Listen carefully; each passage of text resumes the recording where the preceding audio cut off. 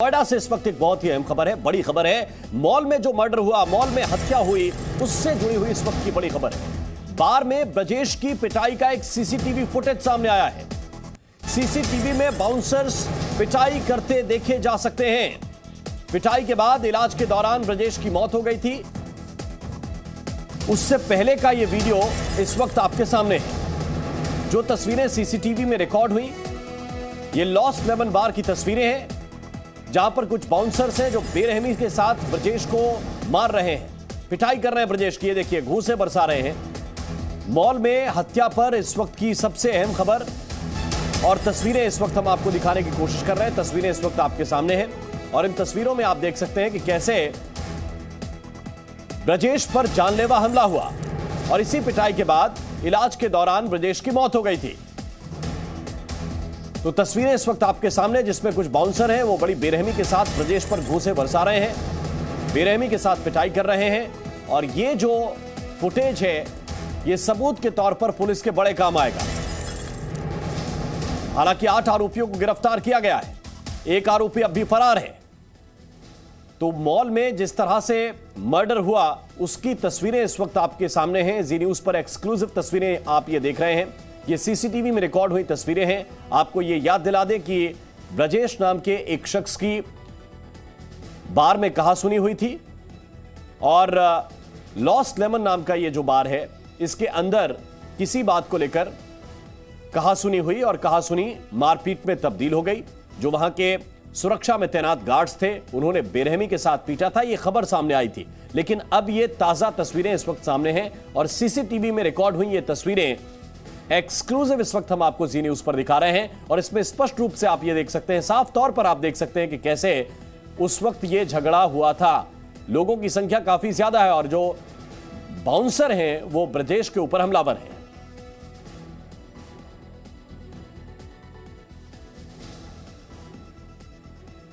तो ये तस्वीरें आपके सामने, जरा देखिए इन तस्वीरों को। ये लाल घेरे के अंदर जो शख्स पिट रहा है वो ब्रजेश है, जिसकी मौत हो गई इस हमले के बाद, इस मारपीट के बाद।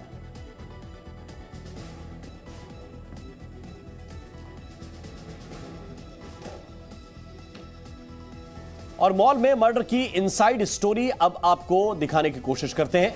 एक सीसीटीवी वीडियो जिसका जिक्र हम कर रहे थे, सीसीटीवी वीडियो सामने आया है और इसमें वो सबूत है कि किस तरह से पिटाई की गई ब्रजेश की। दूसरी तरफ ब्रजेश के जाने के बाद उनका पूरा परिवार सदमे में है। आरोपी गिरफ्त में है, 8 आरोपियों को गिरफ्तार किया गया है, हालांकि एक अभी भी फरार बताया जा रहा है। पिटाई के बाद ब्रजेश कोमा में चले गए थे और इलाज के दौरान फिर उनकी मौत हो गई। ये तस्वीरें इस वक्त आपको दिखा रहे हैं। ये मॉल में मर्डर की पूरी इनसाइड स्टोरी है कि कैसे उनकी पिटाई की गई, कैसे ब्रजेश को मारा गया, कैसे बाउंसर्स ने हमला किया था, उस हमले की तस्वीर है। परिवार पर उनकी मौत के बाद जो असर पड़ा है, उनका परिवार सदमे में है। दूसरी तरफ आप अलग अलग तस्वीरों से देखिए, कैमरा 1 से लेकर कैमरा 4 तक अलग अलग जो एंगल से फुटेज हमारे पास पहुंचे हैं, वो फुटेज आपको दिखा रहे हैं। और ये जो तस्वीरें हैं, ये सीसीटीवी फुटेज इस पूरे मामले में आरोपियों को उनके अंजाम तक पहुंचाने में पुलिस के बड़े काम आएगा, क्योंकि इसके बाद कोई ये नहीं कह सकता कि पिटाई नहीं हुई थी, या वो खुद से गिर गए थे, या खुद से उन्हें चोट लग गई थी, दोस्तों में आपस में झड़प हुई थी। ऐसी कई जो थ्योरीज देने की कोशिश की जा रही है, वो सारी जो थ्योरीज हैं वो इस फुटेज के आने के बाद कहीं ना कहीं बेकार साबित होती हुई नजर आ रही है। देखिए,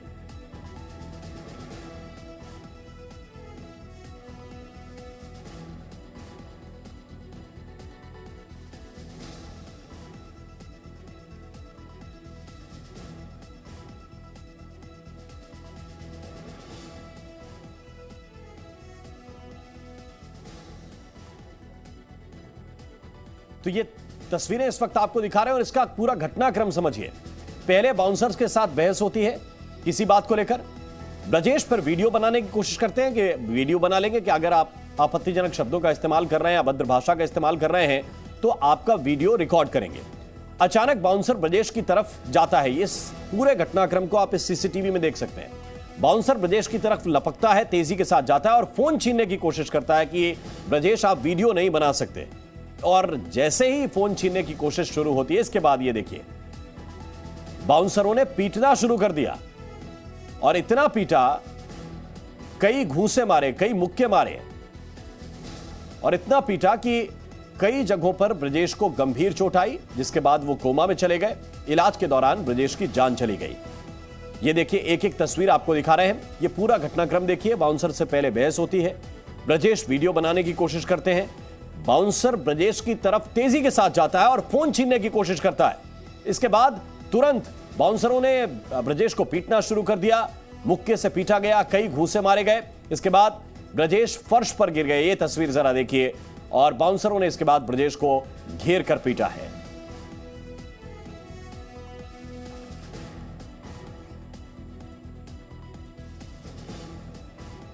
और इस पूरे घटनाक्रम को लेकर नोएडा के बार में उस दिन क्या हुआ था, जिस दिन ब्रजेश राय की मारपीट के बाद मौत हो गई थी, उनकी पत्नी का क्या कहना है, यह आपको सुनाते हैं।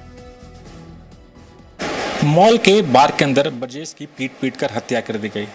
शायद इस वक्त माकूल समय नहीं है उनकी पत्नी से बात करने के लिए, लेकिन इस केस में कई ऐसे सवाल हैं जो तमाम मॉल की भूमिका हो, पुलिस की भूमिका हो, तमाम भूमिकाओं पर सवाल खड़े करते हैं। पूजा जी, ये वक्त नहीं है आपसे बात करने का, परिवार पर दुखों का पहाड़ टूट पड़ा है। क्या हुआ था और कब आप लोग को क्या सूचना मिली थी? मुझे नहीं पता क्या हुआ था, मुझे कोई सूचना नहीं दी गई थी। मैं खुद ब्रजेश को ढूंढने के लिए निकली थी। कितने बजे? मैं हॉस्पिटल 3 बजे पहुंची थी। घटना 11 बजे की है और 11 बजे ही मॉल के अंदर जो बाउंसर हैं, मामूली सा विवाद था पैसों को लेकर। मुझे नहीं पता, मुझे भी यही अभी जानकर थोड़ा शौक लगा है कि 11 बजे की बात है। जो दोस्त वहाँ साथ थे उन्होंने मुझे 3 बजे तक कुछ भी नहीं बताया। अच्छा, ये जो पार्टी हो रही थी, पार्टी में कितने लोग थे? क्या आपको इस बात की जानकारी थी कि एक खुशी मनाने के लिए ब्रजेश अपने दोस्तों के साथ वहाँ गए? हाँ, 7 लोग थे जी। कौन कौन लोग थे दोस्त लोग? दोस्तों को मैं ऑफिस के कलीग थे, इसलिए मैं पर्सनली किसी को नहीं जानती, बस एक को जानती हूँ, सुमित भैया। अच्छा, तो आपके पास कॉल सुमित जी ने किया था? मैंने सुमित जी को कॉल किया था। अच्छा, जब वो देर रात तक घर नहीं आए तो एक बहुत बड़ा सवाल है कि जिस मॉल के अंदर, जहां से 200 मीटर पर पुलिस की चौकी भी है, अगर कोई झगड़ा होता है तो मॉल के मालिक या मॉल के जो प्रशासन है उसकी जिम्मेदारी बनती है कि कोई झगड़ा हो उसको सुलझाने के लिए पुलिस को बुलाया जाए, लेकिन ऐसा इस केस में नहीं हुआ। वहीं पर लोगों ने कानून को हाथ में लिया और ब्रजेश को ऐसे जगह मारा जिससे उनकी मौत हो गई। बस यही तो सबसे दुखद बात है कि इतने पढ़े लिखे समझदार लोग वहाँ पे मौजूद थे।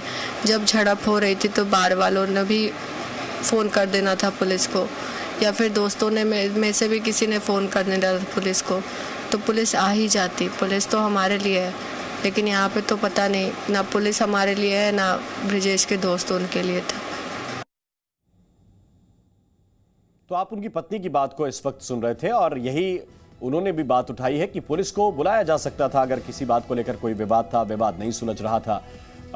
ब्रजेश जिस बात की वीडियो रिकॉर्डिंग करना चाहते थे कि उनके साथ क्या अभद्र व्यवहार किया जा रहा है, उनको वीडियो रिकॉर्ड भी नहीं करने दिया गया और इसी बात को लेकर अब विवाद आगे बढ़ गया कि वो वीडियो रिकॉर्ड आखिर क्यों कर रहे थे। तो ये जो पूरी घटनाक्रम है, पूरी की पूरी तस्वीर है, सीसीटीवी में रिकॉर्ड हुई है और इसी सीसीटीवी के बिना पर अब आरोपियों को उनके अंजाम तक पुलिस पहुंचाने की कोशिश करेगी। पोस्टमार्टम रिपोर्ट में क्या है यह भी जरा आप जानिए।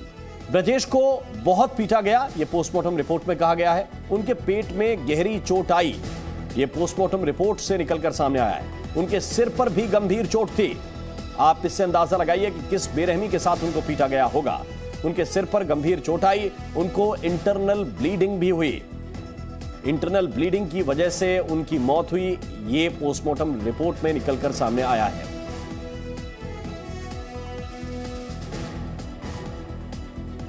और इस वक्त हमारे साथ जी मीडिया संवाददाता राजू राज लाइव हैं, साथ ही AK जैन साहब इस वक्त हमारे साथ जुड़े हुए हैं, एक्स DGP हैं उत्तर प्रदेश के।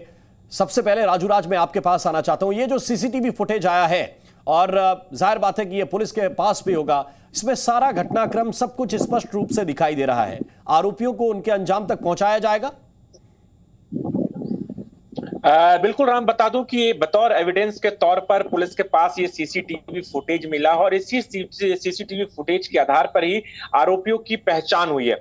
इसमें से 9 लोगों के खिलाफ पुलिस ने नामजद रिपोर्ट किया था, 8 आरोपी को गिरफ्तार किया, लेकिन जो 9वां आरोपी है जिसकी गिरफ्तारी नहीं हुई है, सबसे बड़ी बात है कि इस घटनाक्रम में जो शख्स ब्रजेश पर हमला करता हुआ दिख रहा है, ये वो शख्स है जो इस बार में काम नहीं करता था, वो बाहर से आया है, यानी दूसरे बार से, या फिर यहाँ का सिक्योरिटी का स्टाफ है, उसकी पहचान नहीं हो पाई थी, इसलिए उसकी गिरफ्तारी नहीं हुई। पुलिस उसकी गिरफ्तारी के लिए लगातार दबिश भी दे रही है, लेकिन सबसे बड़ा सवाल है कि ये एविडेंस के तौर पर है, जब कोर्ट में इस केस का ट्रायल होगा और उसी दौरान इसको बतौर एविडेंस के तौर पर कोर्ट में इस्तेमाल किया जाएगा। पुलिस का कहना है कि इस केस को वो फास्ट ट्रैक में ले जाएंगे और जल्द से जल्द सुनवाई की मांग करेंगे, लेकिन ये सीसीटीवी काफी अहम है, किस तरीके से ब्रजेश की बेरहमी से हत्या हुई है, ये बहुत अहम है। मैं आपके पास वापस लौट के आता हूं राजू, हमारे साथ AK जैन साहब इस वक्त जुड़े हुए हैं। जैन साहब, ये प्रश्न बहुत अहम है कि एक तो बेलगाम बाउंसर्स, कि आप किसी के ऊपर भी हाथ उठा देंगे, कोई वीडियो रिकॉर्ड करना चाहता है आपकी भद्रता का तो उसको इतना मारेंगे कि उसकी जान चली जाएगी, और दूसरी तरफ वो नाकारा मैनेजमेंट है जो इन चीजों को रोक सकता है। जैसे राजू भी बता रहे थे कि 200 मीटर की दूरी पर ही चौकी है, उन्हें इत्तला करने के बजाय खुद कानून हाथ में लेंगे, कैसे इसे देखें? देखिए, बाउंसर्स की जो तैनाती होती है बार्स वगैरह में, पब्स में, इसलिए होती है कि कोई अगर वहां पर लॉ एंड ऑर्डर सिचुएशन खड़ा करे तो उसको तात्कालिक प्रभाव से वो हैंडल कर सके। इसलिए नहीं होती है कि वो कुछ गुंडे पाल लें वहाँ पर और जो भी बाहर से आए ड्रिंक करने या एंजॉय करने, उसके साथ भेजा मारपीट की जाए। ये जो एक चलन हो गया है कि वहाँ पर मुस्टंडे टाइप के खड़े कर देते हैं और वो कानून को अपने हाथ में ले लेते हैं, इनके खिलाफ बड़ी कड़ी कार्रवाई होनी चाहिए। और ये सही किया है नोएडा की पुलिस ने कि 302 का मुकदमा कायम करके इनका चालान हुआ है। जो जो इसमें बार के लोग, एडमिनिस्ट्रेशन के बाउंसर्स शामिल हैं, उन सबका चालान होना चाहिए। बार का जो लाइसेंस निरस्त कराया गया है बिल्कुल सही किया गया है। एक नसीहत दूसरे बार्स को मिलनी चाहिए कि इस प्रकार की गुंडागर्दी नोएडा जैसे शहर में कतई बर्दाश्त नहीं की जाएगी, और वो भी इतनी छोटी सी बात पे। जो मारपीट हो रही है, देखिए उसके दौरान वो गिरा भी है, गिरने की वजह से हेड इंजरी भी हुई है, हेड इंजरी की वजह से ही इसकी डेथ हुई है। ये जो वीडियो है, ये जो 3-4 एंगल से लिया गया है, ये बहुत फायदेमंद साबित होगा और कोर्ट में बहुत अच्छा केस पुलिस प्रस्तुत कर सकेगी। बिल्कुल, पुलिस प्रस्तुत कर सकेगी अरविंद जैन जी, लेकिन इसके साथ साथ एक और सवाल है, क्या इसके बाद एक मैसेज देने की जरूरत भी है? बाकी जहां पर भी इस तरह की व्यवस्था है, जो भी बार हैं जहां ऐसी अव्यवस्था हो सकती है, ये नोएडा पुलिस को, यहाँ के कमिश्नर को ये बताने की जरूरत है कि इस तरह की घटना दोबारा ना दोहराई जाए। देखिए, जो पुलिस एक्शन ले रही है वही एक मैसेज है। बार का लाइसेंस निरस्त करा दिया गया है, 8 लोगों का चालान मर्डर में किया गया है। कायदे से अगर आप देखें तो ये कोई मर्डर नहीं है। मर्डर वो होता है जो प्री मेडिटेटेड होता है, आपने तय करके आए कि आपको हत्या करनी है। इसमें भेजा फोर्स का इस्तेमाल किया गया है, भेजा मारपीट की गई है।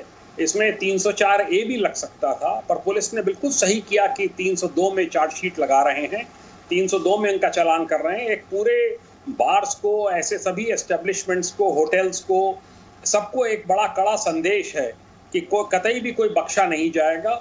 अगर इस प्रकार की गुंडागर्दी होगी तो बार के लाइसेंस भी निरस्त होंगे, होटल का लाइसेंस भी निरस्त होगा और मर्डर में चालान भी होगा।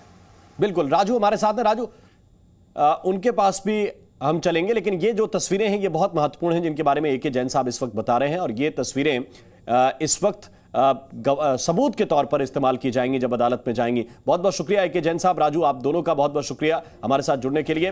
तो ये तस्वीरें एक एविडेंस के तौर पर काम करेंगे और सबूत के तौर पर इन्हें अदालत में रखा जाएगा, तो आरोपियों को उनके अंजाम तक पहुंचाने में आसानी होगी।